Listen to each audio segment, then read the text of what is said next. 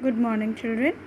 This is your commercial studies class, and today I would like to teach or take up with you the third chapter, that is advertising and sales promotion.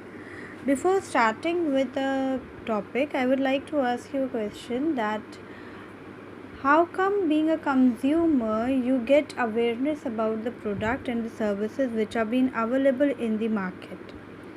The simple answer is through the television, through the newspaper. Alright, being a consumer, we get the information about the products, about the services which are available in the market through these media.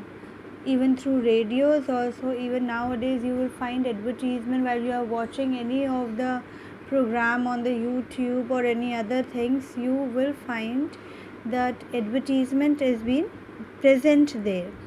Why are these advertisements are being prepared? These advertisements are being prepared to increase the sales, to do large scale selling.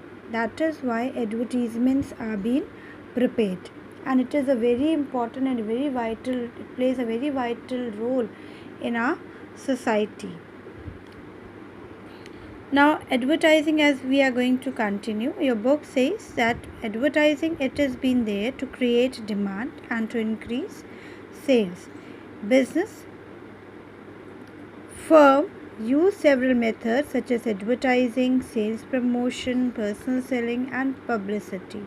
All these methods are being used as the promotional activities. Alright, according to American Marketing Association, promotion is the personal or impersonal process of assisting and persuading a prospective customer to buy a commodity or service, to act favorably upon an idea that has commercial significance to the seller.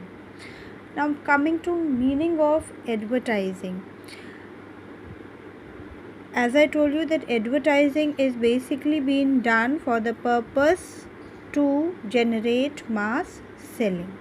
Alright, as there is large scale production, it is necessary to distribute the goods also at a larger scale, and that is why this method of advertising is being adopted, so that at one time most of the customers can get awareness about the products which are available in the market. Advertising, it's an activity. Alright, it includes all activities required to prepare advertisements and disseminate them among the prospective customer so as to induce action in accordance with the intent of the advertiser.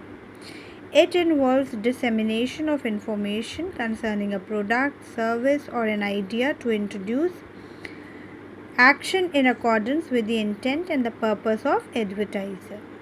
So this was about the meaning of advertising. Now in short terms, there is a definition which has been given in your book according to Marketing Association. Alright, American Marketing Association. Advertising is considered as a paid form of non-personal presentation or promotion of ideas, goods or services by an identified sponsor. So here it says that advertising is being defined as a paid form of non-personal presentation and promotion of ideas, goods and services by an identified sponsor. This is about the definition or meaning of advertising. Then on this basis, there are certain features also being defined. The first feature say it is an paid form of communication. It's a paid form of communication. That means that advertisements are they are being communicated through various advertising medias, and these advertisers has to pay for the space or the time hired. Alright, then secondly, it's an impersonal form. There is no face to face contact. It's an impersonal form. So it says that it is non-personal form of presenting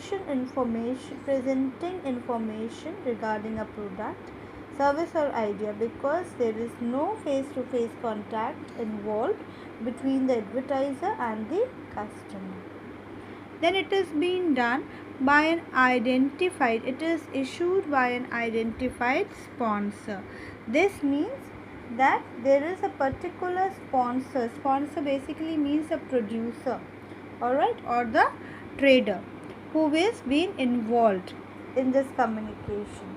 Then it says the name of the and the identity of the advertiser is mentioned in the advertisement. You might have noticed in the programs, when the break of the program comes, they just tell that this part of the program is being sponsored by so and so company.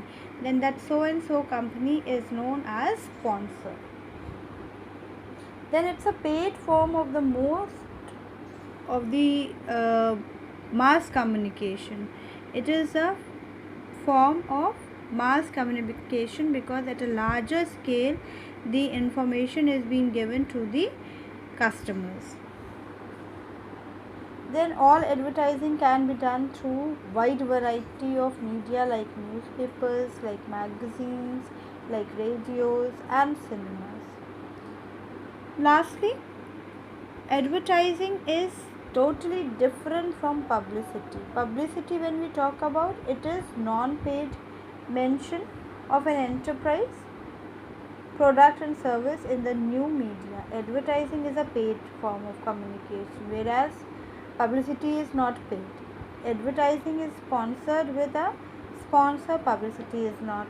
In advertising, advertisers exercise and control over the message, but in case of publicity, control lies with the media.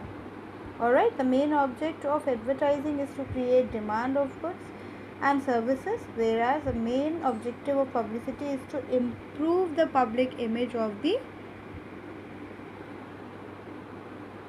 firm. Alright, this is about the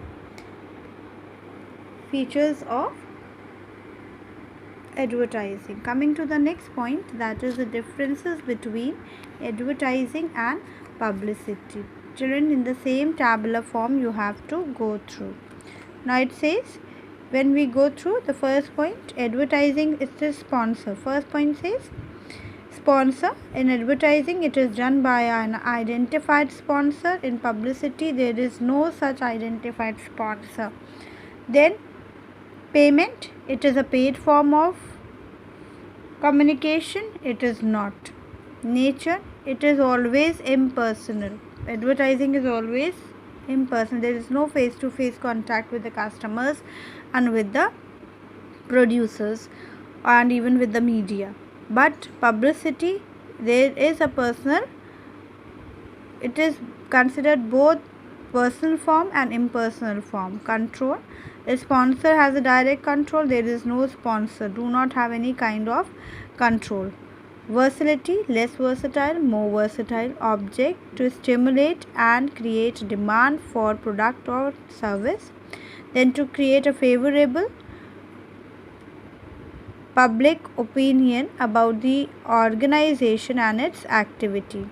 Then for commercial value, it has commercial value, but it do not has any commercial value. So this was about the distinction between advertising and publicity. Now moving ahead to the next topic, that is importance and merits of advertising. Now you can say that importance and advantages of advertising. There are certain advantages which have been given in your book. Coming to the next, the first advantage, you can see the flow chart. In that flow chart, the merits of advertising have been mentioned. Now they have been classified into three groups. First, to producer and trader. Secondly, to the customer, and thirdly, to the society. Now overcoming to the first topic, that is to the producer. Meeting competition, it is necessary to meet the competition. Advertising is very important means for facing competition. Now, by creating brand loyalty, it becomes easier to maintain sales and market shares. That is why it creates preference for a particular product and open doors for salesmen and reinforces point to purchase display there, reducing cost of creating and maintaining demands. Secondly, steady demand. It says, in this point it says that advertising creates and sustains regular demand for smoothing out seasonal and other fluctuation. Likewise, you can go through the example of coffee. See, coffee is basically being used by the customers during winter time period, but nowadays the company is offering uses of cold coffee. That is why the sales volume will be same, or it will not fluctuate, it will be same as been in winter in other seasons also. During summer season also and winter season there will be a regular supply of the product. So this is about steady demand. Steady demand enables regular production. Now, higher sales volume. In higher sales volume, it says advertising also helps to increase the demand and expand market and enhances sales of existing product through repeated advertising. All right. Then next, introduction to new product. Now, introduction to new product. Whenever a new product is being introduced in the market, with the help of advertising, it becomes easier to aware the consumers about the product. Then economies of scale. Advertising facilitates mass distribution of goods. It reduces dependence on middlemen, as dealers are more willing to stock and sell well advertised good. Alright, the goods are being stored at the value and they become these with the help of these wholesalers, retailers, it becomes easier to supply the goods to the respective customers. Mass distribution and steady demand lead to large scale and regular production. With the help of regular production, it becomes easier for regular distribution. Goodwill. Advertising helps in creating a good image of the firm and reputation for its product. A favorable image increases the capacity of the firm and make them to survive for competition. Now, employees' morale. By building reputation of the firm, your goodwill of the firm, it becomes easier for the advertising company to raise the employees' morale also. Advertising provides a sense of security to the employee and improve their morale. So this was all for today. Moving ahead with the customers and to the society, I'll go through the explanation tomorrow. That is all for today. I'll be giving you certain questions. You have to do those questions in your registers.